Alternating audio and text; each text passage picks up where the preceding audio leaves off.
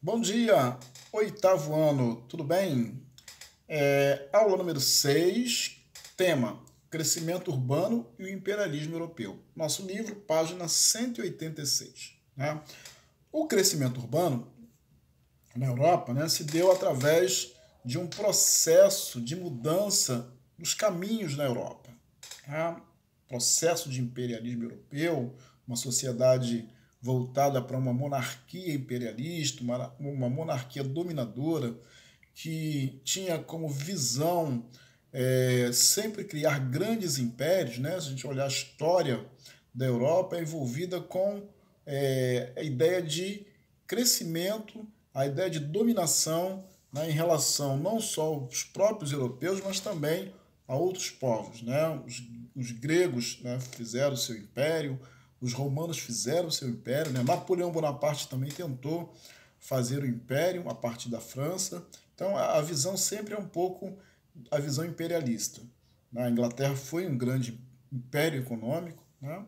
A Alemanha tentou ser um império econômico, mas em relação ao nosso tema, a sociedade europeia do final do século XIX, ela viveu uma inquietação em relação a uma classe que estava surgindo, né? Que era chamada de os burgueses. Né? Quem eram os burgueses? Entre os membros da burguesia estavam os grandes empresários, os banqueiros e os donos de fábricas.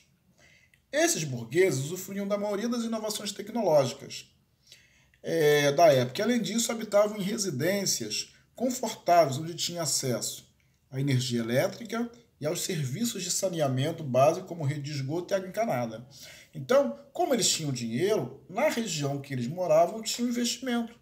Né? Era uma região próspera, porque eles faziam questão de investir e exigiam que fosse dessa forma. A classe média, ou pequena burguesia, também conhecida assim, era formada por tipos de trabalhadores, como pequenos comerciantes, vendedores, funcionários públicos e profissionais liberais, como engenheiros, médicos, advogados, entre outros. Tá? Eram trabalhadores. Então já não tinham tanta mordomia como se tinha a alta burguesia. Né?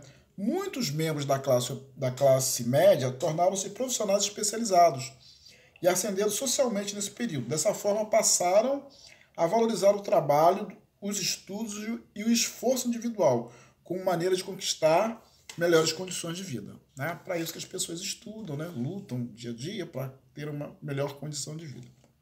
Aí tinha a vida dos pobres e dos operários. Né? Com o desenvolvimento industrial e tecnológico na Europa, né, também surgiu uma enorme camada social, composta pela população pobre e assalariada, né, a prole, né, os pobres, sem qualificação ou recursos financeiros. Essas pessoas não tinham outra opção a não ser oferecer sua força de trabalho para sobreviver, mantendo-se à margem da sociedade urbana e com poucas perspectivas de ascensão social. Bem, na Inglaterra, onde as mudanças promovidas pelo início do desenvolvimento industrial, a Revolução Industrial, foram bastante perceptíveis. Né? A vida da população urbana sobre a população pobre, né, e operária era muito precária. Né? As pessoas tinham maior dificuldade, era uma vida muito difícil. Né?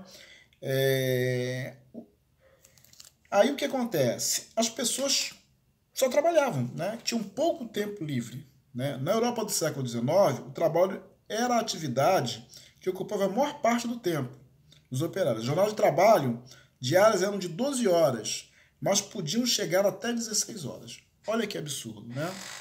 Homens e mulheres, até crianças trabalhavam muito, ok? E aí, as mulheres criaram um movimento feminista, né? Para lutar contra a opressão, contra a opressão e contra o abuso, né? Porque elas eram colocadas para trabalhar quase igual ao homem. Né? E aí tornou-se comum nesse período as mulheres pobres trabalharem nas fábricas e as da classe média ocuparem cargos em escritório ou no comércio. Então já existia essa questão da divisão social. Né?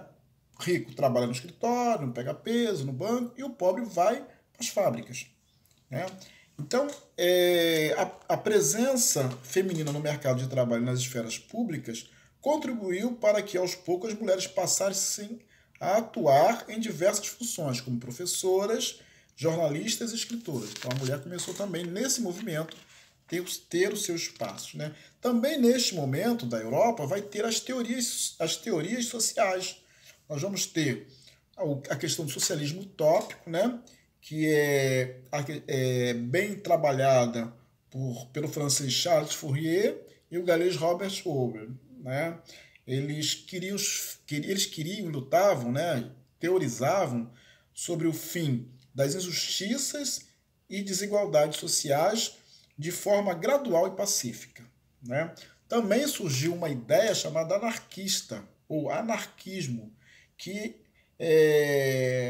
Bakunin, Joseph Proudhon, eles lutavam porque eles não queriam uma sociedade presa e dominada pelo patrão e pelo Estado. Eles queriam uma sociedade livre, né? O anarquismo se baseia na ideia de liberdade e valoriza o contexto social em que não haja imposições externas ao indivíduo. Total liberdade, ok?